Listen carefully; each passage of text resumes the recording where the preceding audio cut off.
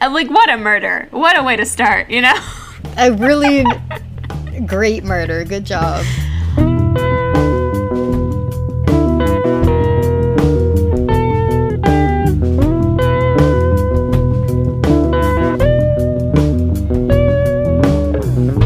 Hi everybody, and welcome back to Monster Donut, a literary and historical deep dive into the Percy Jackson series and all of its following spin-offs. I'm Phoebe, a dramaturg and story consultant. And I'm Emily, a classic scholar-ish. And today we're joined by a very special guest. It's Manasa from Camp Half Pod. Hi, Manasa. Hi, guys. Thanks for having me on. I don't have any cool titles or educational background in this, so I'm just here for vibes. So we are going to be reading Blood of Olympus today, but before we get into it, can you tell us a little bit about who you are and what Camp Half Pod is? Sure. I'm Manasa. I am a co-host of Camp Half Pod, which is a read-through podcast. Me and my friend Erin do it together, and basically right now we are on Trials of Apollo. I am reading it for the first time. My co-host has read it before. We just kind of do little spark notes of the books, and we do chapter by chapter, about 3 to 6 chapters per episode, depending on the vibe, and yeah, then we give our thoughts and feelings on it. So that's just mostly what that one is about. It's for fun, and it's really fun to do, and so I got to meet a lot of really cool people through it, like you guys. Yeah. So Manasa is here because she is the first person I've ever encountered who admitted to liking Blood of Olympus, which is a perspective I can't wait to hear more of because it's so rare and so refreshing. I made the mistake, I guess, of openly admitting that I loved Blood of Olympus and that I liked it higher than Mark of Athena. It's like House of Hades, Son of Neptune, and then I think I put Blood of Olympus, and everyone was very upset about it. And personally, I really love... So, like, when you watch like Stranger Things, Lord of the Rings, I love the end part, because you have the beginning, where everyone is doing side quests. No one has established relationships with each other. They're kind of, like, in smaller groups within the whole. And finally, in the last book or the last movie or the last couple episodes, they all put their, like, thinking together, they come together, and they work together to defeat whatever evil that they're fighting against. And so I really like that. I wish it had been done better in Blood of Olympus, but I had been waiting for it. And so to be able to see, like, a lot of more interesting dynamics, like Piper and Annabeth and Nico and Reyna, I really liked that. And even to see a little bit of Jason and Percy interact, even though it was kind of not as much as I would like. It was nice to see everyone blend together after separating them so much. So I do like it, and I do like that it wraps things up and then ties it neatly with a bow until Trials of Apollo. But that was my perspective on it. It was highly controversial, so now I'm going to double down and defend myself because it was like a kind of like a passing perspective, but now it's become my whole worldview because people have questioned it. So I'm a big fan of Blood of Olympus. I have to say I'm actually really glad that you like Blood of Olympus because, like House of Hades, my college bookstore put the book out on shelves a couple days before it actually came out.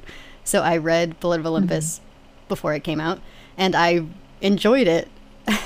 Like I didn't really think that he stuck the landing, but there was some really good stuff in the book. And so when the book officially came out and people were acting like personally offended, like it was the worst book to ever hit shelves, I was very surprised. I'm surprised it got such a negative reaction. It got such a negative reaction that there was a campaign on Tumblr to have fans rewrite the entire book. Oh my god. It was like that violent.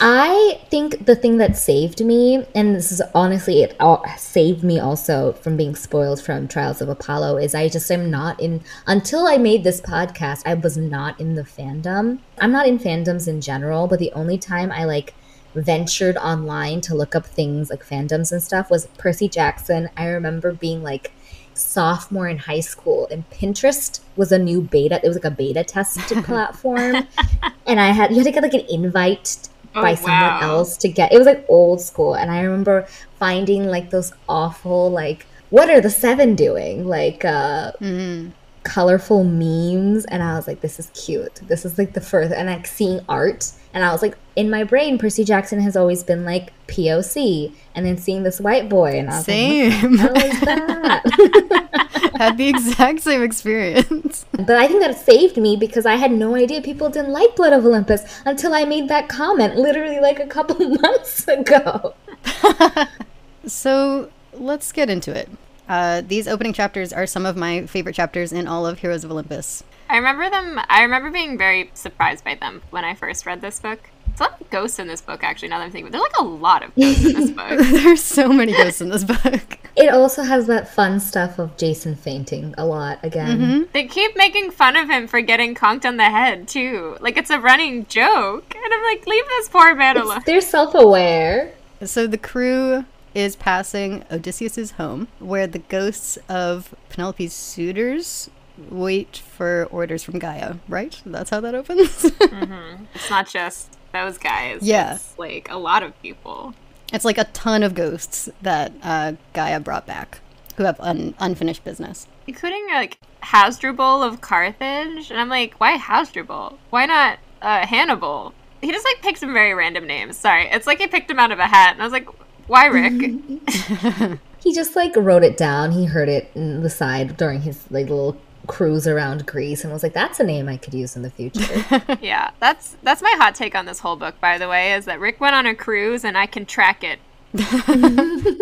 So Jason is disguised as an old man from the Odyssey, and Annabeth and Piper are disguised as handmaidens, and they infiltrate the ghosts' ranks. Right off the bat, Jason is basically being Odysseus, because that's kind of what Odysseus does when he gets home, is he gets, like, his allies together, disguises himself as, like, an old man, and then shows up to, like, take his home back. So I was like, oh, interesting Odyssey parallel. Wonder where this is going. I did want to talk a little bit about the dreams that Jason's been having that he talks about while they're on their way up. He says that the most recent nightmare that he had was of him being in the wolf house with Juno, and Juno is telling him that his life belongs to her and is an appeasement from Zeus, and then he, like, relives the death that he experienced in The Lost Hero, and then the dream shifts, and he's suddenly a child being offered essentially as a sacrifice to Zeus as a baby. It felt very connected to the larger point that I've been talking about since The Lost Hero, Manasa, so that you're in the loop, which is that this series often treats Jason as a dead man walking, because people are constantly throughout The Lost Hero telling him that he should be dead, and that he shouldn't be there at all, and it all culminates at the end of the book with him dying after looking at Hera's true form, and then he spends the rest of these books often unconscious, often on the brink of death.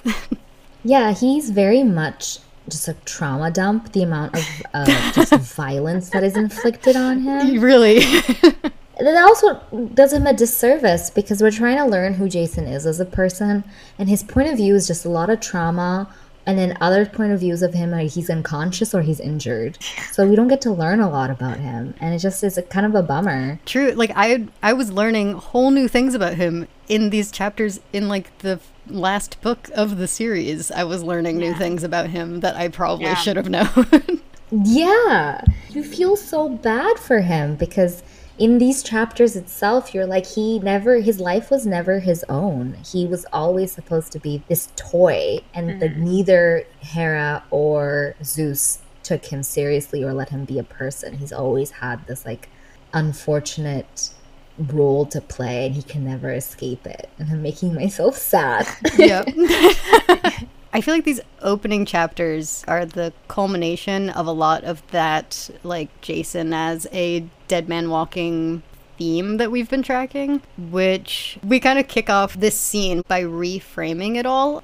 Originally, I was thinking that it felt like the narrative wanted him dead because he wasn't supposed to be there. Like, he didn't exist in the original series, and so it was trying to kick him out, which I still think is true.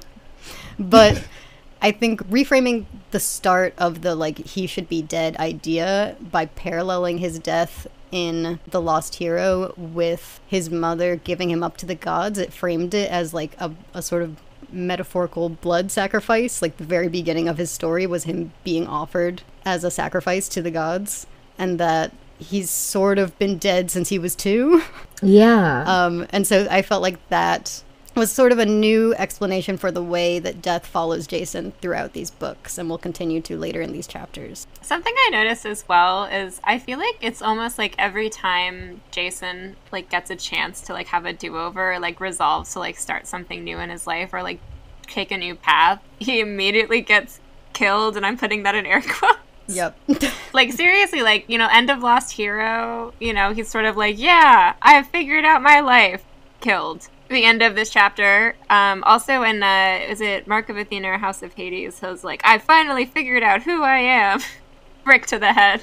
Poor guy figures out who he is every 3 chapters. I know. He definitely has amnesia, can't even remember. Poor thing, he keeps getting the reset button hit, both by himself and by the universe. And they're like, nope, not right, not right. I'm curious how it plays in with our friend Michael. Right? Because basically, the Michael Veras is another person who shows up who we've met in The Lost Hero. He was the one that led the failed quest in the 80s to go reclaim the eagle in Alaska. He tragically died along with his entire, is it a cohort he took?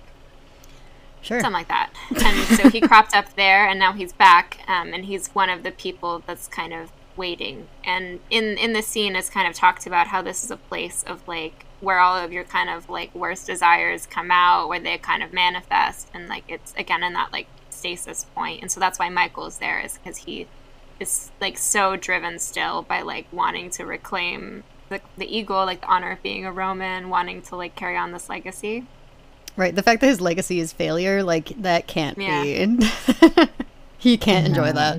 And there's a lot of legacy in this book, too, but I feel like it's never fully, like, it's always under the surface in this book. Like, we never fully get to explore it. It's sort of like the door's cracked to me, and you kind of get to peek in a little bit, but... especially with Reyna, though, I think, is, like, the main one where I see that, too. This book does a fun job of making me wish it was both longer and shorter at the same time. I know.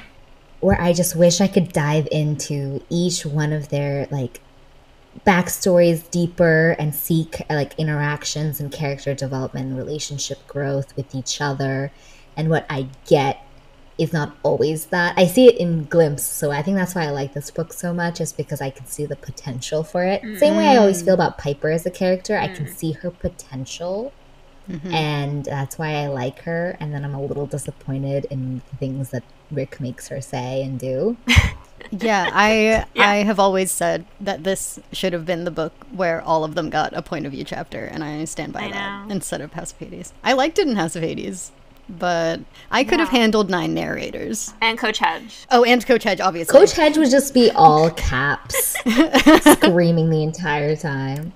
So, in this scene, we also have the ghost of Jason's mother, Jason and Thalia's mother. The second time we've seen her as a ghost in the series. If we count. Confirmation that she's actually a ghost out there. That was something that I was questioning. Is there, like, a difference in the reactions of Thalia and Jason to the mom? I'm trying Honestly, to remember. they kind of have pretty similar reactions, which is the, like, stopping your tracks deal. And then I think both of them have that moment where it's like their mom blaming them for everything that happened to them. Yeah. There's also kind of a level of disgust that comes out of both of them, where they're just kind of like don't like the version of their mom or the person their mom is. Because the ghost mom is not nice. She, like, wants them to either make her not a ghost anymore for both of them, and both of them have a reaction of being like, I have to leave you behind. Yeah. There was one line that I found pretty interesting that Jason had here. This is what I was talking about when I said that I was learning new things about Jason in this book that I felt like I should have known. Where it says, his mother's unkept promise was at the core of who he was. He'd built his whole life around the irritation of her words, like the grain of sand at the center of a pearl. People lie, promises are broken. That was why, as much as it chafed him, Jason followed rules. He kept his promises. He never wanted to abandon anyone the way he'd been abandoned and lied to. Poor baby. I know. Yeah. But I also, I mean, he explains it as he doesn't want to be anything like his mother. But I also think I found it interesting because it was a mindset that felt so separate from what these books encourage us to believe. Because we've talked about how promises are basically like sacred in these books. Like they can't be broken without something completely disastrous happening. So a promise is usually binding. And we have perspectives in these books like Annabeth's and Nico's, both of whom I think believe a lot in promises. And like they might acknowledge that people lie, but a promise is like golden to them. And so I wished that I knew this about Jason earlier, because it's at odds with a lot of what we've sort of learned over the course of these books. And that probably is why when we read him, he doesn't seem as much of like a likable hero as Percy, because he's going against what these books stand for, because he's, poor thing, trying to just follow rules and put his head down and be the hero he's supposed to be. And Percy's this like very sporadic, funny kid who always is like loyal to a fault and breaks rules constantly in order to protect the people he loves, and which is more what I think we think of heroes as when we think as what we thought of heroes as children. I feel like I can really feel that in this book, especially in some of the later scenes, and how much Jason, I think we've talked about it before also, but especially in this book, how much faith Jason has in his father that literally none of the other characters in this book have that much faith in their parents. Yeah. But Jason is like very proud to be a son of Jupiter. And it just separates him completely from all of the other perspectives that you're hearing. He also says something I thought was interesting, was that like he basically intentionally chose the hardest path for himself, of being like, I'm going to join the worst cohort and like take the least interesting missions. I thought it was an interesting reaction to being a son of Jupiter. Mm-hmm. But anyway, then Michael stabs Jason and says, born a Roman, die a Roman. Yep. It's pretty badass, not gonna lie. It is. It's but it happens, like you said, the second that Jason makes the choice that he's like, I'm not gonna be one or the other. I'm gonna be both Greek and Roman. And then like Rome comes and stabs him in the back, because it's not that easy with like a history like Rome's and like a culture like Rome's. You can't just decide to do something else and move on. Like it's a part of who he is, and so he can't leave it behind. And I love this scene. Should we just dub in that clip of you from our Battle of the Labyrinth episode? He's like, I just love it when characters are in pain. I love it when characters are in pain, and this was perfect for me. You got to see it from his point of view, getting stabbed from your own point of view. Yeah. Awesome.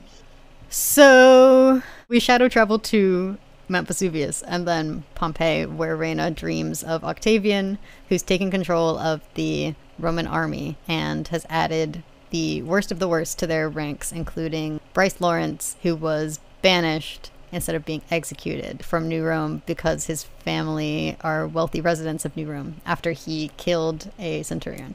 And Octavian is now like styling himself like an emperor, akin to an emperor. He's dressed up like a Pontifex Maximus, which is like the highest priest in Rome, which is actually an elected position, if I recall correctly. Oh no, it was a Senate-appointed position. Julius Caesar actually held it for a hot minute. He also talks a lot about how he's a descendant of Augustus, which is interesting because his name Octavian is... Augustus's birth name is Octavian. That's what we call him, at least. And he's like giving this whole speech also in it, which I also found really interesting, about how like Augustus didn't ever want power. He was just the first citizen of Rome. I just wrote in my notes, a likely story. What is interesting is that, you know, Augustus came to power after a long civil war, and Augustus not wanting power, I say, is quite a likely story on account of, obviously, the fact that he took it to begin with. But my other favorite piece of evidence is the fact that, like, there are temples to Augustus in every Roman city founded after his reign, long after he's dead. And Augustus, by the way, is actually a title, and it means, like, the most revered, like, augury, August. Like, that's all comes from the same root of, like, God-given. So it's interesting. Octavian, I would say, is probably acting a lot like Augustus in these scenes, consolidating that power. Yeah. It was cool to read from Reina's perspective. Yeah. I also felt like I was just getting to know her here. Yeah, and she's so cool. Girl boss to the extreme. Mm-hmm. It felt like with Annabeth's first chapter, where you're like, finally, we get your brain. I wanted this for so long. I do really enjoy how Reina's powers work from her godly parent from Bologna, that she can like share strength and like also kind of take burdens. Yeah. It just like feels so in line with her as a character too. I just love it. She kind of has to just like take a lot of like pain all the time, and still like is who she is. Still like wants to trust people and still like puts her faith in them. I just find like a really powerful aspect of her character. I will say that it is a lot of like, again, the trauma dump of a character where you're just like, she's just been rejected. She's like, Jason and Percy have like basically abandoned her to this role of having to be leader and then betrayed her. And then she's now betraying what she believes in order to help them. And then now we get to her and she's just like so sad. She's the perfect companion for Nico. They both like balance each other out. Yeah. In both being depressed but super good at suppressing it. Yeah. I love when Reyna realizes that whenever she's like offering Nico her strength, she's like also accidentally offering him all of her trauma.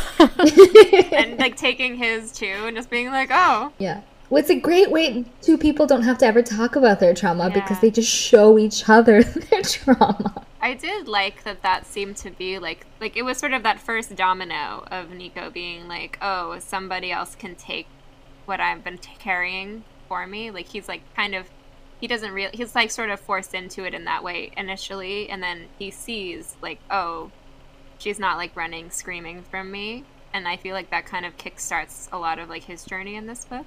Yeah, being able to be open to share, and that like lets him meet Will and talk to Will. Which I totally forgot that this is the book that they have their little meet cute, and it was like definitely a highlight of the book, which is why people cannot say that it is a bad book, because that is so cute. I agree with you. I love their dynamic. I was very interested in the way that Reyna thinks. I mean, I feel like we could have guessed at how like sacrificial and duty bound her mentality is, but she's like very proud to be Roman. Like she admires Roman history and idealizes a lot about Rome, and like it was basically she believed, it seemed, a lot of the stories that are told about Rome, like we've talked about, rather than the realities of it. It's hard to become clear to me that the new Rome that she's built is not so much inspired by actual Rome and more about the stories that it's told about itself, because it seems like that's what she's like acting according to. But like, yeah, the realities of Rome have still wormed their way in because it has that whole history. Yeah, and I think that's where you get a bit of her cognitive dissonance, though. But you can like see it. You can see it working in her, where she's just like, I am aware of the realities of the world, and I believe these things, and I'm just gonna keep on keeping on.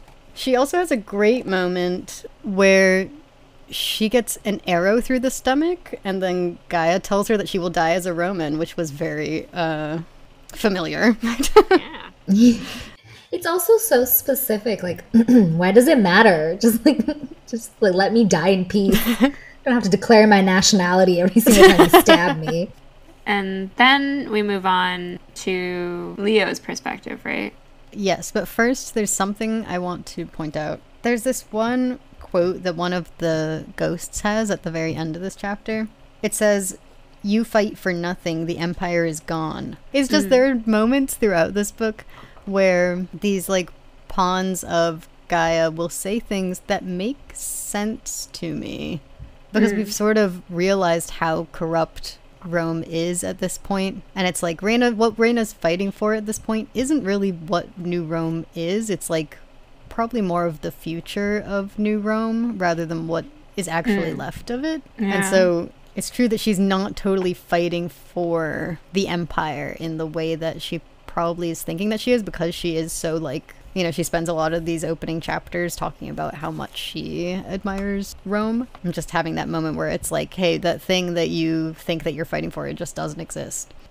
But this is one of a couple times where like some of Gaia's people will say something where I'm like, that kind of made sense, what you just said, and also made me realize a little bit of like, I still don't really understand what Gaia's intentions here are. Yeah. Because like later on, there's the moment where the giants are talking about how after all of this, they will kill the fates, and then no one will have a fate, and we'll be free of prophecies and all of that. And I was like, well, that doesn't sound too bad. I was like, you know, I don't think most of our main characters would complain about that one. But yeah, it was like lines like these that made me realize, I was like, it's like everyone fighting for Gaia has something different that they want. Yeah. And it muddies exactly what Gaia wants. Like, I don't know if any of them actually know what Gaia wants. It seems like she just offers them things that they want, and they fight for her.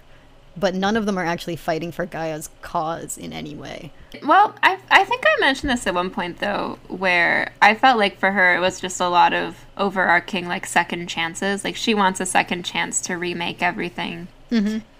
So Leo has sort of been isolating himself and is currently trying to come up with some kind of scheme to get him back to Calypso. So that's all you need to know about how Leo's doing.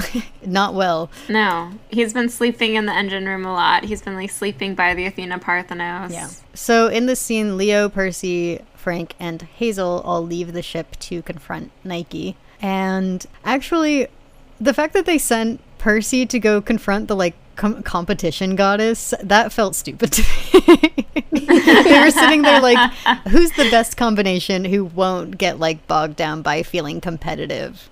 And they were like, put Percy out there. I was like, what? Perseus Jackson. And surprisingly, he's not the one who, like, falls for any of her tricks, though. Later on, like, I guess he was a good choice, but, like, still strange. No, I was thinking, though, a lot about, like, the Ares scene in Lightning Thief, though, where he just so easily, like, he feels it coming over him, and he's like, I don't care. I'm just gonna have fun with it. And I kept waiting for that moment, because I was like, this is so similar. The way that I rationalized it was that, like, because the only people we actually see any kind of, like, symptoms from are Leo and Frank, but Percy and Hazel seem just themselves throughout this scene. But I don't think Percy has any reason to hate anyone there, and I don't think Hazel has any reason to hate anyone there either, but Leo and Frank still have, like, a little bit of a rivalry going on, so it makes sense that, like, her influence affected the two of them and not Percy and Hazel to me. But we do get, right before this, while they're exploring town, we get a Leo and Percy scene, which is, like, bizarre to read. I remember reading this the first time and also this time and feeling like all of a sudden you're hit with the fact that Leo and Percy have never spoken more than 2 words to each other. The fact that Leo, like, hates Percy so much and resents him so much, and Percy, like, barely acknowledges that he exists.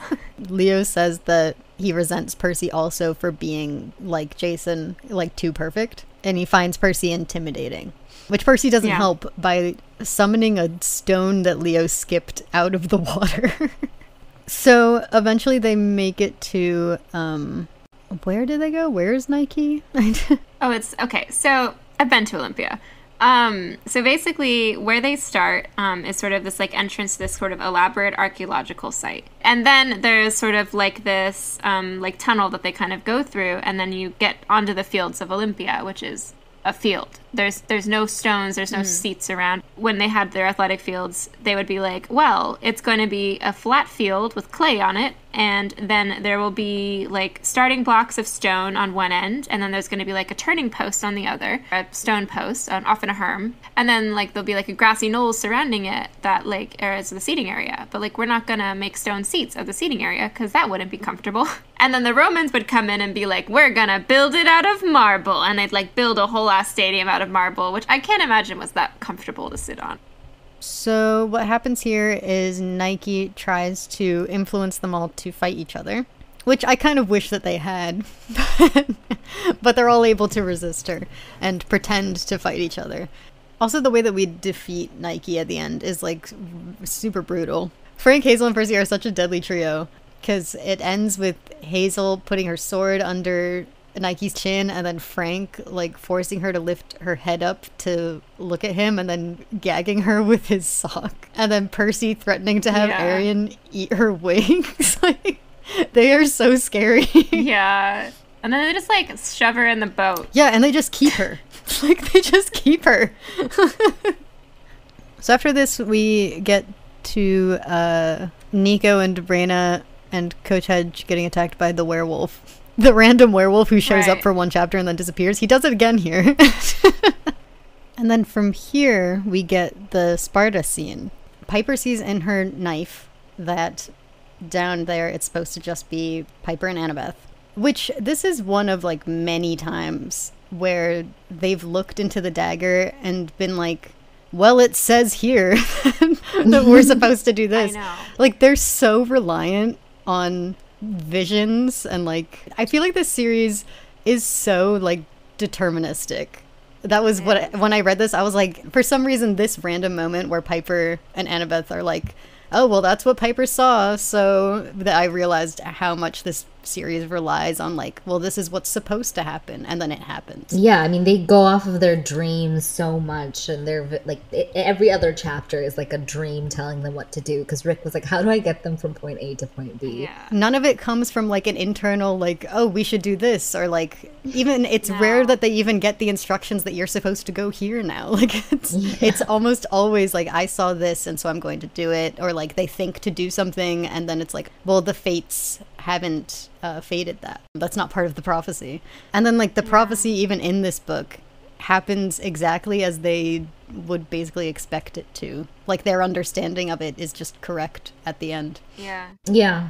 And none of it is subverted like it is in the original series, which could be a complaint, but I could also make it not. Because I think that it also makes you feel just how much they are basically being puppeted throughout the entire series as like the consequences of being a chosen one is that everything you do is already determined. So you can feel like just what a handle on them that the fates have. Because like a lot of them are fated from birth to do things that they do in this series. And it's just so little of it is their actual choice. Yeah, like Leo. Yeah, that's exactly who I'm thinking of.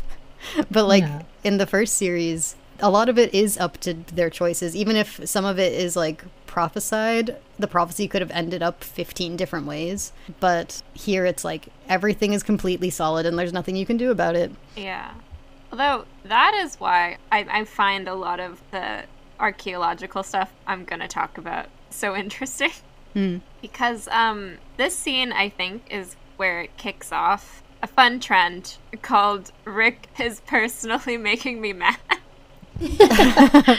It's like he kind of came into a lot of these archaeological sites and was like, this is what I wish was there. And then he got there and was like, this is a pile of rocks. And also, it's not what I wanted it to be. Oh no, what do I do? And then he decided, no one will care.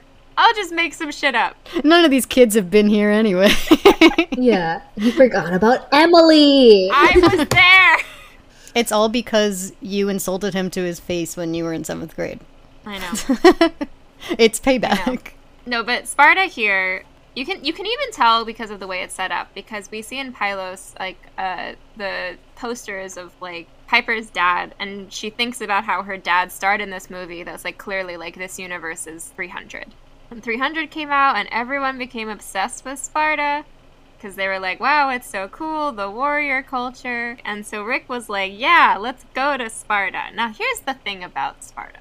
Imagine for a moment a society entirely built on where every single person, they go and do military stuff, then they get married, have kids, or go off fight and die in wars and stuff. And they're very proud about the fact they're not like into material goods. And I want you to think about that for 5 seconds and be like, oh, did these people who've made their entire culture about not being into material goods leave behind any material goods? No, there's nothing there. There's nothing in Sparta.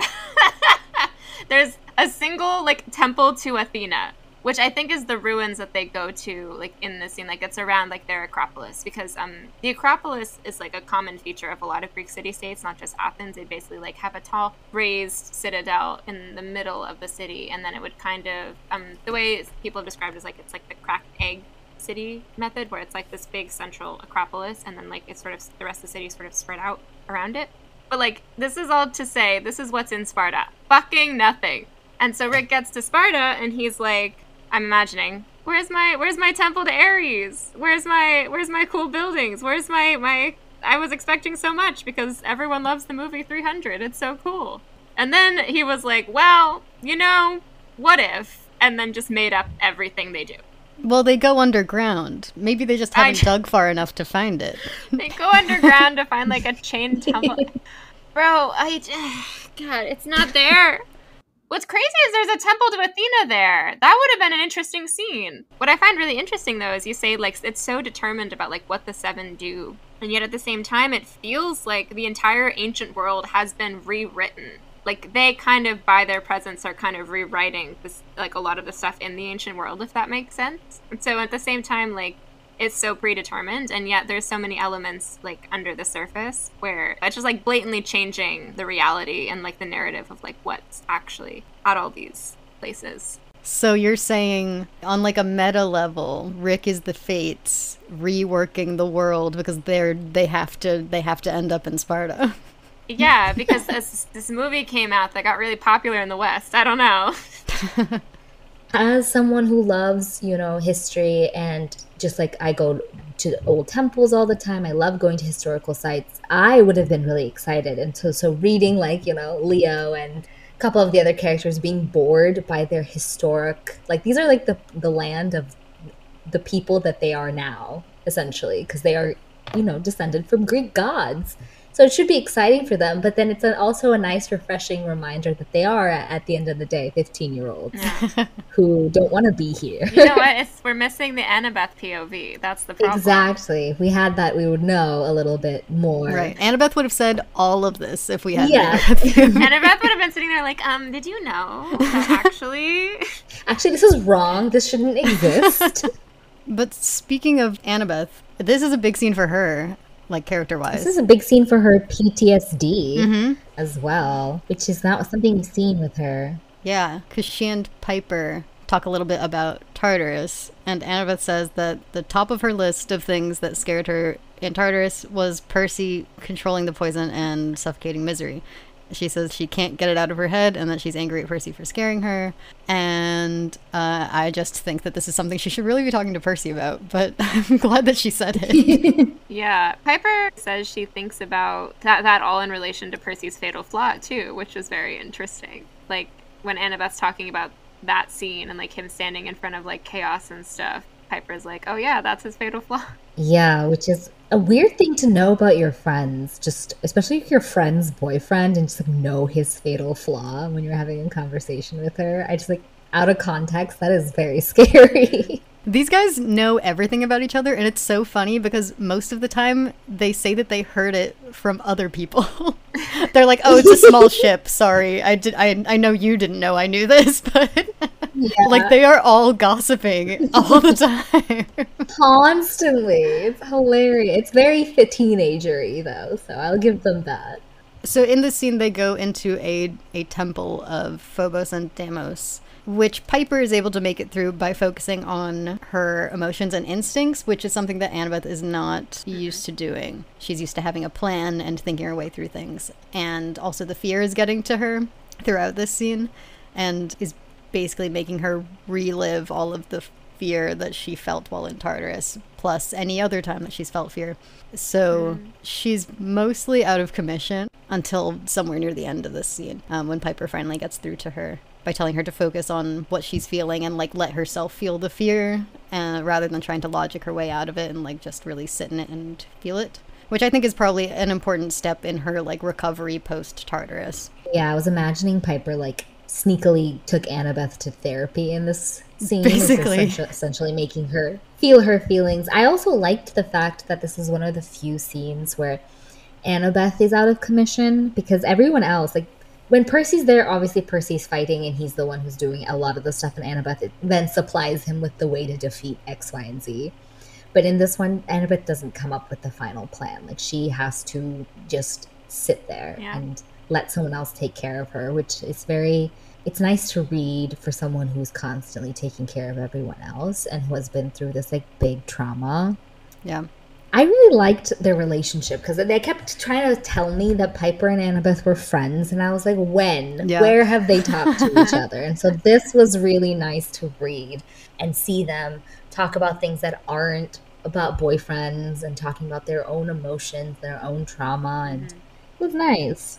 Especially getting to see Annabeth work with someone who is very different from her, I feel. Like, just the way that Piper thinks. Because I think, like, when she's working with Percy, I think we were sort of talking about this in House of Hades, because in Percy's mind, the way that, like, Annabeth gets out of things is by talking her way out of it, but, like, Percy does the exact same thing. Like, they actually think pretty similarly and do think their way out of problems in pretty similar ways a lot of the time. But Piper is, like, full throttle, no thoughts, like, and it's just like so different from the way that Annabeth does anything. She does love to vibe her way out of a problem. Yeah, it's interesting to see Annabeth have to collaborate with someone who is like such an extreme. What's the word? Because all I'm getting is like, because you keep calling all the giants Wario versions. I'm like, it's kind of her Wario. But... It's so true. Oh my god. I would say maybe like her foil, if you want to get yes, that's the better word for it. I was also thinking it's a good thing Percy was like pushing to go with them because he's like, this was something that was interesting to me, was that Percy at the beginning really wanted to go with him because he's very attached to Annabeth, but Annabeth seemed perfectly fine with leaving him. And, I figured it was just he doesn't want to see her go anywhere without him because it's that same instinct that made him, like, follow Clarice's quest in Sea of Monsters or, like, the Hunters in Titan's Curse. It's just, like, in overdrive right now, post-Tartarus, that he doesn't want her to go anywhere without him. But it's a good thing that Percy didn't go with them because he's consistently been having, like, at least one panic attack per book. Yeah. And this would not have ended well for him. No, and he's like so powerful too that he would have caused something horrible to happen. They would have definitely used his powers against him. Right. And it was just like the fear of Annabeth going on her own was enough to just like break all of the plumbing on the ship without him even thinking about it. It's like he shouldn't be put in any situation where his emotions are at a peak right now. He keeps also joking about drowning things in this book. Right, he joked that he couldn't drown, and so neither could his waffles or his pancakes. And I was like, you were very afraid of that literally 2 books ago. I'm glad that you have this newfound confidence. He also with Nike's like, oh man, wish I could drown her in front of Annabeth. He's like, oh my god, aren't they cute, quirky, and funny? This is why I'm like, he needs to talk to Annabeth about this, because the fact that he would even make that joke and be like cool with it, it's like he clearly doesn't know how much he scared Annabeth and that she's like still really afraid of what he did. Like they have no idea of what the other one's going through. I don't think they've talked about it. I really don't. Oh, absolutely not. It's also funny to me every time I think about like Annabeth, which is like a reasonable and logical reaction, is to be very scared of the way Percy reacted. And you go onto the internet and the internet is so thirsty for murderous Percy. They want him to murder so many people. It's so insane. I was like, are we all right? As a collective, we are not. I mean, I like murderous Percy, but like not in a thirsty way, just in a like a nuanced way. Just in a like, oh, this is fun. In a like, I want to examine him way. I want him to do it more so I can watch him like a bug. Anthropologically speaking, rather than salivating the corner. And from here, we transition into Nico and Reyna and Coach Hedge. I keep wanting to just say Nico and Reyna and Coach Hedge. I mean, well, who's important? The Athena Parthenos lands in San Juan, which is where Reyna is from. Reyna is kidnapped by the Hunters of Artemis, and it's a great scene. And when Phoebe dies, that's a great scene. I remember reading this for the first time and being like, she's back! Oh my gosh, Phoebe's here! I just love that there's an actual quote I want to put on a t-shirt that's just Phoebe is, and then they list a few things, ... generally right about most things. My favorite thing about this is that Phoebe's immediate reaction is most things, which, like, she's literally me. Like, I'm in this book. That's so crazy. You just need to dye your hair red and then get the sides shaved. No, he made her a redhead to keep me from realizing that it was me, so that I wouldn't sue him. But I am suing him, just so everyone knows. One thing I thought was really interesting in this scene was the relationship, I say between Hyla and Reyna. Like, how their sibling relationship, I just thought was so interesting. Like, they're so combative. Like, you really don't get the sense that they've, like, grown up together. Like, they kind of are both in their own worlds. I liked the reading how they both, like, responded to their shared trauma and backstory differently and becoming who they became. And so that was kind of cool to read. Yeah. Yeah. I also thought it was interesting that we get them kind of talking about their pasts and how they shouldn't be running from their fear right after the scene with Phobos and... Well, it wasn't with them, but after the scene with Piper and Annabeth. Yeah. I found that felt like a theme that came up a lot in this book, was the idea of like you can't run away from your past, and that you need to remember the things that have happened to you and like acknowledge them and hold on to them. Yeah. That comes up a lot. Like almost every encounter, something like that happens, which like we just saw it with Annabeth having to sit in her fear for a good while. But also with Jason. We saw it with Jason, Yeah. the ghost, yeah.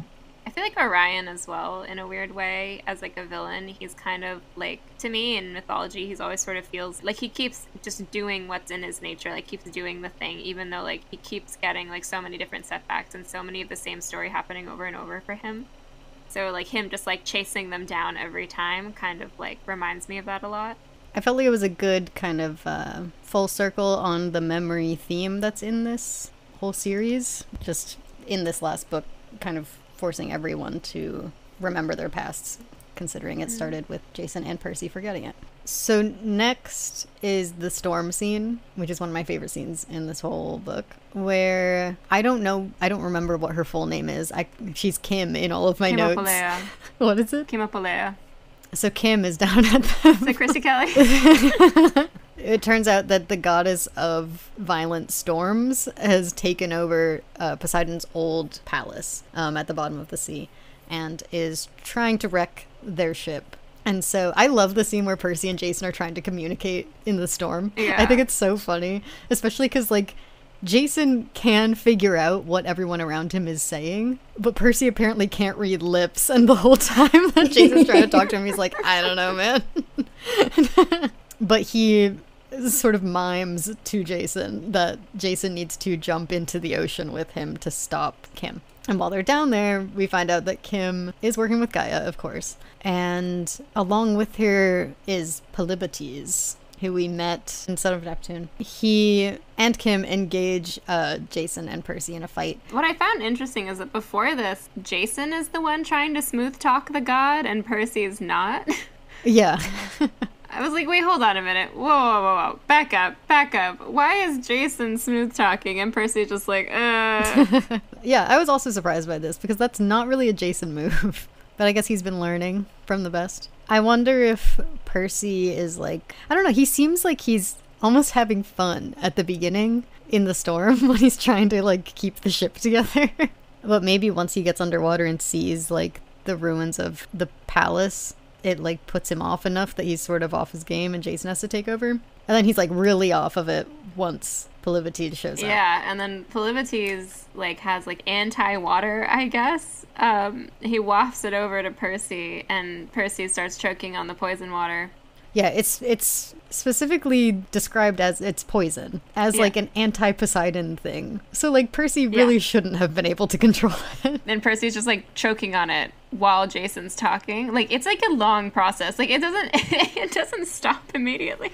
Yeah. So Percy swims into the cloud of poison, and obviously it poisons him. And he doesn't bother to try and control it. And in order to save Percy and get them out of this, Jason starts making promises to Kim, telling her that, you know, he's going to make sure that they know her name at Camp Jupiter and at Camp Half-Blood, and that Percy has started the process of giving back to the minor gods and all of that, and that Jason's going to make sure that that happens, that he will follow through on what the gods haven't yet. And this becomes like sort of Jason's new mission, is that he's going to go home and he's going to make sure that what Percy originally asked the gods for is going to happen, even if he has to do it himself. And it's funny because like Jason makes these promises and then at the end Percy is sort of shocked that Jason did that.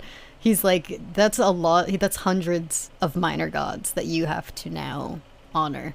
Percy's almost reluctant to follow through on his own thing that he asked for. Like he wouldn't do it himself. He wanted the gods to do it for him.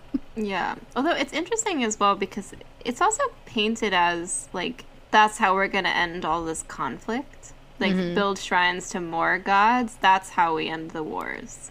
Yeah. Which it works for me though, because I wouldn't believe Percy doing it, because Percy doesn't have that kind of faith in the gods, and he wouldn't think that that was the answer anymore. It's like, sure, it might have been the answer last year when you tried it, but at this point, like, we're kind of done with that.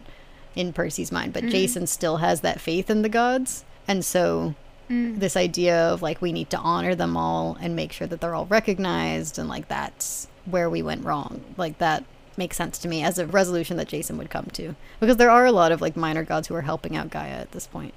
Also, during this conversation with Percy at the very end, we get something from Jason that made a lot of people angry with him back in the day, which is that Percy confesses to Jason that when he saw the poison coming toward him, he decided not to fight it and to not even try to control it, and that while he was choking on it, he started to feel like maybe this was just the fates and that it was karma for what he did to Misery, that he was gonna die the same way that he tried to kill her, basically, and that there was a moment where he just almost accepted that that was how this was going to go.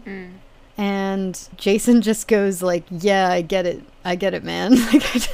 Yeah. And then he doesn't say anything after that, even though Percy waits for more from him. Like, there's a line where Percy sits there and watches him and waits for Jason to say more, and then when Jason doesn't offer anymore, Percy changes the subject. And then that's the last we get of Percy talking about Tartarus, like, ever. And he wanted to talk about it, but Jason wasn't able to give him that.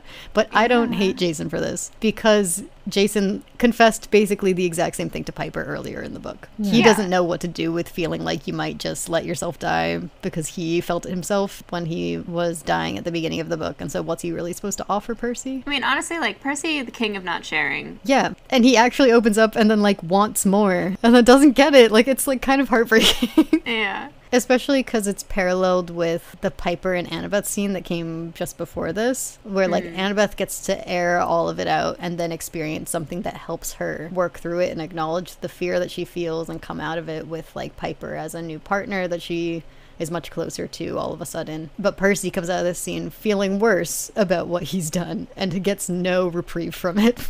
I'm not upset with Jason at all. It's more just that I'm like, I can't believe that this is basically where we leave Percy. Yeah. Well, here's the thing, though, is obviously, like, they told the story before. So first of all, I'm just imagining that. So now, actually, it turns out everyone on the Argo 2, like, knows that Percy did what he did. And he's just joking about drowning things on board. How are none of them like, he's a serial killer?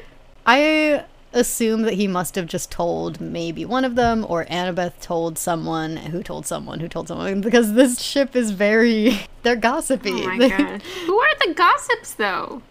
Piper's probably telling Annabeth things, and Annabeth is telling Piper things. Annabeth actually is probably a pretty big gossip. I feel like Hazel and Frank don't give me gossip vibes. No, they might tell each other things. Jason won't gossip. Jason would keep your secrets. It's just the Romans. The Romans will keep your secrets, and the Greeks will not. Basically. So I could see Annabeth having told... I mean, I think Piper even says that, like, Annabeth is the one who told her about Percy. And then Piper, I can see telling Jason. But I was thinking, like, during the scene when they get to Olympia, Frank points out the Nymphaeum and is hesitant to even say that it exists because Percy's there, which I was like, the only reason he would react like that is probably because Percy told him about that, and he knows that it would upset Percy a lot. And so I can see Percy telling Frank about a lot of this stuff. Just because that on its own feels like confirmation that Percy told Frank at least about the stuff that happened in Mark of Athena. And there wasn't time to talk about the stuff that happened in Mark of Athena after Mark of Athena. Yeah. It has to have been within the last 2 weeks. Or he heard it from Jason, who I don't think would do that. Or Piper, who might have done that. But to know that it bothers Percy to that level, that he wouldn't even want to bring up that it exists, that feels like a Percy told me this. Yeah. My last thing about this scene is also that Jason comes out of that whole situation. Up until this point, he's been plagued by that wound he got in the first scene. That is apparently, like, leeching off of his soul or whatever. Right. And it's like, this is the first time he's pushing himself back into battle. And by the end of it, he's, like, completely forgotten it's there and it's completely healed. Yeah. I'm still not sure why that happens. I can tell you why metaphorically. It's something about him deciding not to be Roman or whatever, but... like, he learned that lesson, like, 5 times in this series. Like, I mean, it kind of is that. But I connected it back to the very beginning, where he thinks back on basically being a sacrifice to the gods. Because he has this quote that's interesting. He's remembering the die a Roman line, And he says, no, if he had to die, he would die a son of Jupiter, a child of the gods, the blood of Olympus. But he wasn't about to let himself get sacrificed, at least without a fight. There were two things that I took from that. One was, like, again, how dedicated Jason is to Jupiter and to the gods. Like, no matter what, he's not having that crisis of faith that everyone else is having at this point. But the other, I felt like this was the resolution, I think, to this series' Jason is a dead man walking storyline. Because it's him proclaiming that he's not going to be a sacrifice, which is, in my mind, what started that, like, dead man walking thing for him, because he was sacrificed to the gods and should have sort of been metaphorically dead, at least, from the beginning, and that he's, like, he is a sacrifice. And so him deciding that he's not going to be a sacrifice, and then his wound heals, that's been, like, slowly dragging him to his death throughout this book. It feels like a release of, like, the death that's been hanging over him this whole time. So next we get the Bryce Lawrence scene. I like so much of how this is set up, because I mean we don't start with the Bryce scene like in this chunk of Nico chapters. We start back in San Juan, where with Nico now being terrified and afraid and angry that someone else who's important to him has been, like, taken by the hunters, which is... Yeah, it says he tore apart the courtyard in a rage when he found out the hunters had taken Reyna. Yeah, and then when Reyna returns, we start this off by them talking about, I believe Nico says, your voice is your identity, and that she should not be afraid to, like, use her voice to kind of express who she is. Right, because she's trying to explain what happened to her and is afraid to talk about it, doesn't want to talk about it at all. We see her home that's full of ghosts of all of her ancestors, and we find a little bit more about her family history too, which is that apparently her family line goes all the way back to the Roman provinces of Spain. And they're all blessed by the goddess Bellona, but she and Hyla and her sister are the first, like, children of Bellona in the line, so they're not, like, legacies. And then how her dad essentially manifested all of this, like, ancestor spirits into their house through his kind of obsession with the weight of his legacy. And it's to the point that, like, he became one of the angry spirits inside the house at some point. Like, they don't even know when it happened. It just, like, all of a sudden, it just, like, happened at some point. It was, like, this transition from man to ghost. And into specifically a mania, which is what Jason's mom is described as at the beginning. So presumably these are, like, the restless spirits of, like, Milanoe. I think I mentioned, like, Roman ancestor rooms in an episode before. But, like, having your, like, familial legacy, like, on display like that in your home is a very Roman thing. Like, it would be something an upper-class Roman would not find to be weird at all. And in fact, they'd be like, why don't you have that? Are you poor to other people? And so I do think it is really interesting how Roman Reyna is, and yet how much clearly having that experience that is quintessentially Roman, especially, like, old Roman, like, from an old Roman family, which her family is, how much that was such a source of trauma for her. I think it does go a little into what you were saying about, like, what Rome actually is versus what Rome is believed to have been, and how that plays into Reyna as a character. Because I think here we are seeing the, like, very real consequences of what that kind of worship of legacy, that kind of obsession with legacy can do. And we also learn that she commits a huge Roman taboo before she left, which is that her dad, once he'd become this, like, angry spirit, he, like, came after her and she killed him. And, like, patricide is, like, a big deal, and she talks about how if anyone in New Rome found out about it, she would be executed for it. So, and I do think in many ways, like you kind of mentioned before, it also shows how she does sort of represent this, like, idealized version of Rome, but not in a way where it's, like, the glories of the past, but what could we be if we took the good and left behind the bad? Right. Reyna has the coolest backstory. I know we've said that before, but she has the coolest backstory. But after Reyna confesses all of this, and she's basically talking like, well, don't tell anyone I killed my dad, though, because if anyone in Rome finds out, that's grounds for execution. Bryce shows up and is like, oh, hey, remember me? And he manages to capture Reyna and is going to bring her back to New Rome. And Nico finally gets to Big 3 Kid tap into his anger. And it is something to behold. It's the coolest thing he's ever done. But basically what he does is he has all of this anger and he just unleashes it.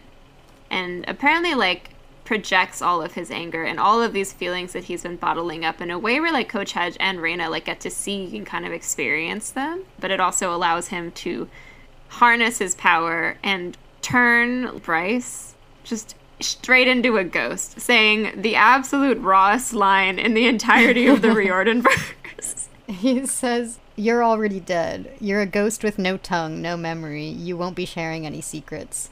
And Bryce says, no, I'm Bryce Lawrence. I'm alive. And Nico says, "Who are you?"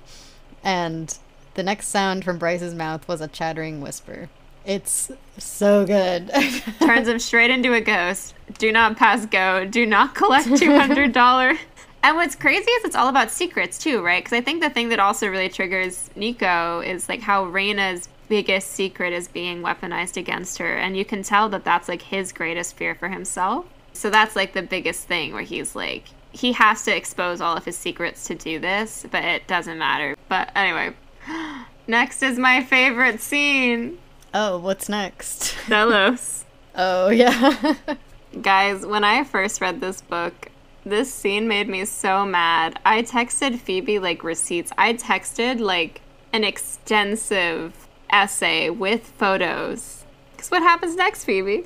They go to Delos to get the last piece of the physician's cure from Apollo and Artemis, who are staying in Delos because it's their birthplace. And so they aren't affected by the Greek and Roman schism here.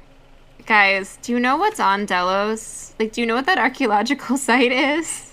According to Rick Riordan, what's at Delos is a bunch of crumbling temples. Guys, it's a Roman, like, vacation town. Those are the ruins that Rick saw. They're not temples. It's a Roman vacation. It's Rome. It's a Roman vacation town.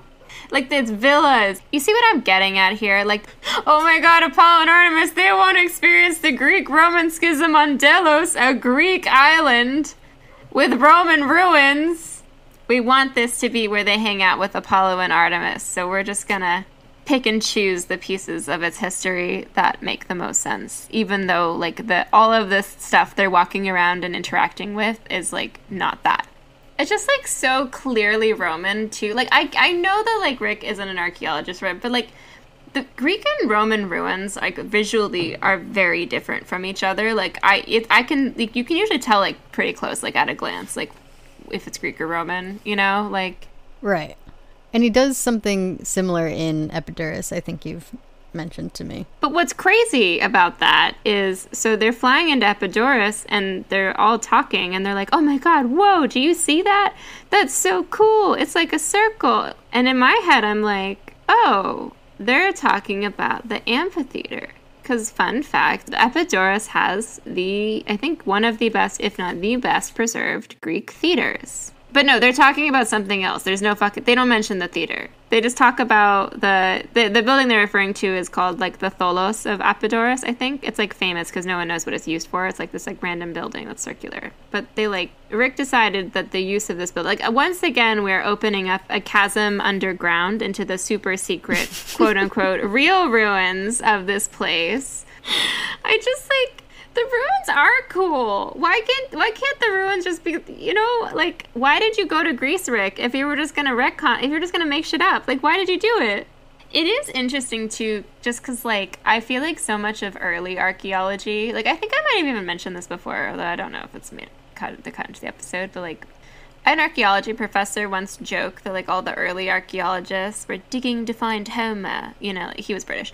All of the archaeological adventures in this book feel they're just, like, trying to find the myth part. They're trying to find the, like, cool, relevant, quote-unquote, myth stuff that are part of these sites. And we start, like, at Ithaca and Pylos, which are genuine, like Mycenaean sites. But then as we kind of devolve and as the sites don't live up to the expectations of, like, I think what we would expect when we hear, like, ancient Greek mythological site, they just kind of, like, have to devolve more and more into fantasy, like taking, like, one or two, like, real things and then, like, opening up, like, a secret underground space that, you know, like, maybe there's a bit of an archaeological mystery there, like, with the, you know, the Tholos at Epidaurus. Like, we don't actually know, like, what that was for.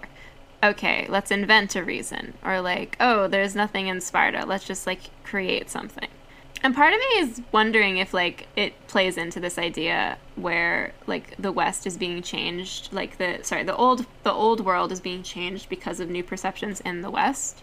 If like that plays into it, where like all of this secret stuff like kind of has been opening up as more and more people start believing more and more that there are these like secret mythological things that are happening underneath all of the real life ruins and like the real life evidence of like the civilizations of the peoples of the past. Because again, it's like, this is what we want it to be. It's not what it is. He does something similar when he's in Rome. They get to the Pantheon and are like, let's go under it. Yeah. Yeah, well, to be fair though, the Pantheon was ruined by the Christians. That's true. But there are also 100 other Roman ruins you could visit that you wouldn't have to go under and make things up about to find interesting stuff inside. So yeah, I get where you're coming from. So let's get into the ending. From here, Reyna and Nico make it back to Camp Half-Blood at the same time as the Argo crew are heading up to the Acropolis. And at Camp Half-Blood, Reyna and Nico are seeing the damage that Camp Jupiter is about to do to them. And it's also here that Reyna finally fights Orion. And she says the most important line in this entire book while she's killing him, which is, quote, "This is for Phoebe," essentially dedicating the entire series to me. Thank you, Reyna. Like, this is the least. This is the least that they can do after killing me so unceremoniously. But up on the Acropolis, the seven are at the same time fighting for their lives until Annabeth gets slashed across the leg and Percy gets hit so hard that his nose starts bleeding, which then kickstarts Gaia's apocalypse because the blood of Olympus hits the stones of the Acropolis. So, how do I feel about this? It's definitely not what I was expecting when I heard, like, blood sacrifice. Yeah, it's kind of stupid. It kind of reminds you again that this is this is middle school books. Like, well, they keep saying it's going to be like a death thing. Like over the course of the series, they keep belting it up. Yeah, and the thing that confused me the most was like, there are moments which I've pointed out that it feels like there's more to the sacrifice than just blood falling on the stones. Like, they specifically say that, like, Percy and Annabeth are the ideal candidates. Yeah, it doesn't even matter, apparently. Well, this one actually did make sense to me. Because they say, like, oh, yeah, on the Acropolis, this is where, like, Poseidon and Athena, like, duked it out. And I was like, oh, child of Athena, child of Poseidon. Okay, that explains it, but it's like a throwaway line. And it doesn't matter. Right. Yeah. The thing is, like, I complain about it, but I do love the nosebleed just because it's like, it's mentioned very briefly that Percy gets hit in the nose and his nose starts bleeding, and you kind of forget about it. Yeah. And then it, like, at the very end, when Piper realizes that his nose is still bleeding and that the blood has, like, worked its way down to his chin. I remember reading that the first time and being like, oh no, like, I completely forgot. It's like the dread sets in all at once, which I do like. It's silly, but I do like it. It's a good cliffhanger, and I liked that bit. Like, I don't think it's a bad thing that it was done in an unexpected way. It's just a little bit anticlimactic, considering it sounded like more was needed for the sacrifice. Like, it sounded like it was a sacrifice. There is no clear reason why. Like, why do they know that they're the ideal sacrifice, and they're like, no, we're the ones that should go. Yeah. Yeah. Well, that also plays into what we were talking about earlier, where they kind of, like, this prophecy's gonna happen. Like, Gaia is going to wake. So there's not much they can control about it. So they just kind of keep leaning into it and just hope that the outcome ends up being something that's positive. And it does. It ends up working out in the end. Right. And it's almost in the way that they have to have her wake so they can put her back in the ground in order for it to be completely over. Which, by the way, that is, like, another thing. I know that's, like, a bit of a jump that really made me feel crazy, is that they get her out of the ground. She's, like, emerging, and they put her back down so fast. She doesn't feel like a cool villain. I was just so bummed about it, because they were building her up as such a cool villain, and Luke's death and that final battle scene with Luke and Kronos was so good, and this was just like, oh, okay. Gaia to me was like very intimidating in the first 2 books, I would say, as we were trying to like understand what her whole deal was. But I think that's actually part of it, is that like her deal is just take over the world with no deeper, you know, with Luke. Yeah. And in the next series we'll see it's like there's just so much more going on in what the villains want. And with Gaia it's just sort of take it back. It sort of reminds me of like back when Game of Thrones first started going off the rails. And for the record, it started going off the rails for me in season 5 because I'm so cool. I thought it was bad in season 5. But they're always like you could tell because in like the deep fandom there's like always discussions of like, and even like you know, not people that weren't necessarily super into the fandom, they're just used to the twisty politics of the earlier seasons. So they'd be like, oh, and then this character keeps saying that this is their plan, but like secretly I think they're working towards this. And then this other character keeps saying that they're going to do this, but I think secretly they're working towards this. And then like it would play out exactly the way the characters were saying it would. And everyone towards the end of the season would just be like, but that wasn't twisty. What? It's a thing where you set a precedent where you do something really well. And in Game of Thrones' case, it was because like they were working off the books, which are a lot twistier and better and more subversive, but they're not very good at like writing subversive stuff themselves. They were like good at adapting it. So like when they started going off the books in season 5, they forgot that they had to do that, or they weren't good enough to do it. And I feel like in this series, it feels a lot like Rick was, because the first series was so good. I feel like it was around Mark of Athena where he was like, I'm in over my head. Oh, we'll get into that. I think in our wrap up for this whole series, I have a whole theory about where this series was supposed to go and that it didn't. Oh, I can't wait because Phoebe won't tell me it. She's never told me her theory. Oh, interesting. Okay. Yeah, I really think that he changed his mind somewhere there in the middle. I think he had a plan. So the gods show up all at once and are willing to help their children. Yeah. It took them long enough. Very cool of them. Now it is, and it's like, they like pair up too. It's like Athena is fighting with Annabeth, like Jupiter, Zeus is fighting with Jason, like. Yeah, it's cute. And where were they 4 books ago? They were having an identity crisis. It's not their fault. At first, when I read this scene with all the gods appearing, I was like, this kind of gives me the same vibes as the end of The Last Olympian, where I was a little bit put off by how happy we were with the gods at the end of the first series. It just felt kind of out of place after we'd spent the whole series realizing that Luke was kind of right about some things, and we just weren't acknowledging like the damage that the gods had caused. And so I was getting that vibe from this moment when the gods showed up, but I do think it was sort of acknowledged with the scene that follows it, where the gods talk to their kids, especially Zeus. Like, they did not come off well in that scene, which I liked. It's like this scene is almost a bizarro version of the end of The Last Olympian, where, like, Zeus is up there and Jason is making the same request that Percy made. Yeah. But, like, Zeus is far more terrifying, and, like, it's to the point where, like, Percy has his hand on his sword because he's expecting things to go badly. Yeah. You know, he's punishing Apollo, he's yelling at Hera, and it just, there's that earlier scene where Jason is talking about, like, completing what Percy started at camp, but it's like he has to do all of it himself and is taking on all of that because the gods aren't going to do anything. And it just, you can feel that in this scene. Yeah. That, like, all of it's going to come down to them, and the gods aren't going to do anything for them. It kind of feels like a good graduation of, like, PJO was you're a kid. The way that it resolves itself is very, like, the parents finally step in, you've held them accountable, it's done. And then the teenage version of it is, like, actually adults fail you and you have to learn how to take care of yourself and how do you solve these problems. Mm-hmm. I did think it's interesting, though, that that's, like, the first, like, we've got the defeat of Orion, then this, then Gaia, and then interestingly, like, the last defeat is Octavian, which I always thought was really interesting.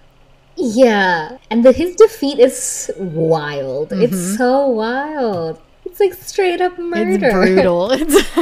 He is the character of all the, like, you've got like several tiers of villains in this series. He is the villain, and probably the only villain that I wanted to have a violent death, because Gaia's Mother Earth. And then the giants are just like warrior versions of the gods. Like they're not evil. They're just like following again a fate. Whereas like Octavian is like just like a fascist. Like Yeah. he's just a dictator, and he sucks. And he's the reason why a lot of bad things are happening, and things couldn't be easy. And so him getting catapulted into an inferno is a bit righteous in my point of view. Shall we wrap this up with the final chapter of this book? With Leo's heroic return after dying. I will say, when I first read Blood of Olympus, I remember talking to you and I was like, you were saying you didn't like it, and then you were like, oh, actually, you know what you should do, Emily, is when you read it, don't read the last chapter. And it's a much better book. I did, and I was like, I obviously read the last chapter, but I stopped and I was like, yeah, that's a good ending. And then I read the last chapter, and I was like, Phoebe was right. Because she's generally right about most things. Most things. But I get that point of view, but the whole book is them getting the ingredients for the physician's cure. So then to have done that and then Leo doesn't use it and doesn't live, it's just like I wasted like 600 pages doing what? Yes. My thing with the physician's cure is that like I have conflicted feelings about it, because part of me is like, I can't believe that Leo let his friends go into battle thinking that they had a cure to death and that they had some way out if something went wrong, and that they didn't. That is true. And that he just left with it. Like, that's kind of terrible of him. But I love when characters do terrible things, so I'm not complaining necessarily. I think that's pretty cool of him that he did that. The book clearly thinks that it's fine that he did that, though, which is what I'm not a fan of. But I don't know. I wish someone had died on the battlefield and used it. Like, I would rather that happen than, like, him take it and, like, go save his girlfriend that he never should have had. But I do feel the way that he could have just been like, I'm gonna communicate with Jason and Piper and be like, I know you won't let me, but I do have the physician's cure, so it'll be okay. Yeah. And then they would have probably let him. And then even if they didn't let him, they wouldn't have been actively, like, they would have been busy and he would have been able to do what he needs to do, and they wouldn't have had to stress and worry and assume he was dead. That was kind of shitty of him. Yeah. I acknowledge that the ending exists now. At the time, I thought it might be better without it. It does kind of make it a bummer, though, and this is what I told Aaron, is I know a lot of people want Leo to be dead. Like, that makes a good story. But if from a character point of view of, like, Leo is the only one without a girlfriend. Leo's constantly insecure and thinks that everyone will be better off without him. And then he dies. Yeah. Is just, like, not the message I'd want in a kid's book. I think for me it wasn't that he died, it was like the mystery. It was like an ambiguity of like, does he make it back? Does his plan work? Ooh. Yeah, that is true. Oh, because you know he had it. Yeah, and like the way the ending works with Jason and Piper as well is like they're talking about Leo and like wanting to keep him. It's like all about like it's coming full circle a lot with like keeping him alive through stories and stuff. So in a fun way, like that ambiguity is kind of cool because it's like, what is the reality of this myth? Like, do we know? And like us kind of. You know what I mean? It's like sort of him becoming a real life myth. So I don't see it as like a tragic ending per se, and more of a like mythological ending, if that makes sense. Yes. I like it all over. You know what? Let's get rid of the last chapter. I've changed my mind again. Okay. Amazing. What a strange, bewildering book. The battle was the thing that I would say was negative points, but everything else, like getting to have this moment of confrontation with the gods, getting this moment where Percy is about to fight his own family and fight the gods if Jason is in trouble, which is such a development of them being like weirdly competitive with each other in the beginning when they met each other. And I also really loved the comfort of the weird like throuple that Frank, Hazel, and Leo are in. They're finally in a comfortable place in this book, and so it's much more fun to read. I also just loved Reina and Nico's dynamics and learning more about them, and I love Nico's development in this book. Like, I cannot emphasize it enough. We get his point of view a lot more intensely. We get him to meet Will and him like develop a crush, and then he also gets to tell Percy that he's over him. Like, what a great moment for children everywhere. Like, moving on. I think there's so many good parts of this book. the pacing does ruin it a little bit, but it has so many good parts that I think overall it was a delight to read, and I felt comfortable being like, okay, we did it, we ended the series, and clearly there's something else that's going to happen, and we're going to move on to another series. So I was like ready to be done with it, and felt like they did the thing they were supposed to do, check mark. So I feel like I can comfortably defend this book as a good book. I'll defend it with you. Thank you. We have an army of two. I don't disagree with what you said. Okay, so it's the two of us versus Emily. Yeah, there we go. Well, at the end of each of these books, we always choose what we would design the bead to be, especially because this book doesn't have one. So if you were to design a bead based on Blood of Olympus to like represent the whole book, what would you put on it? That's a good question. So part of me wants to put a little ghost on it because the amount of ghosts they encounter and have to like deal with. Yeah. But the other part of me really wants to put just like the physician's cure, like a little vial of something.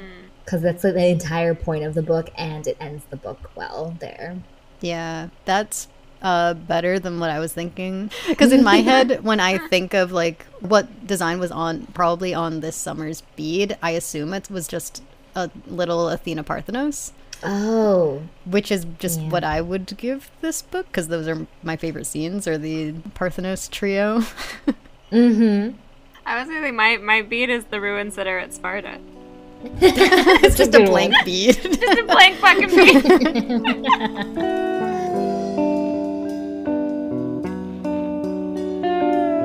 Thank you all for listening to Monster Donut. Thank you, Manasa, for joining us. If people want to find you, where can they find you?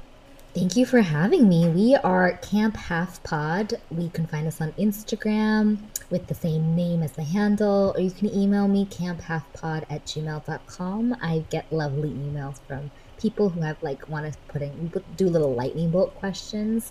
So any questions you have related to either Trials of Apollo or the series as a whole, we try to answer those and give our weird hot takes on them. So they can also join your mob, right? Yes, you can join my mob. Oh, There's a form on Google Forms you can find. I think it's in our link tree at this point. And we have quite a few everyone's so creative. Everyone is funnier than us. It's so great to read everyone's responses. So join our mob if you want to be in a mob. Just want to do something fun with your friends.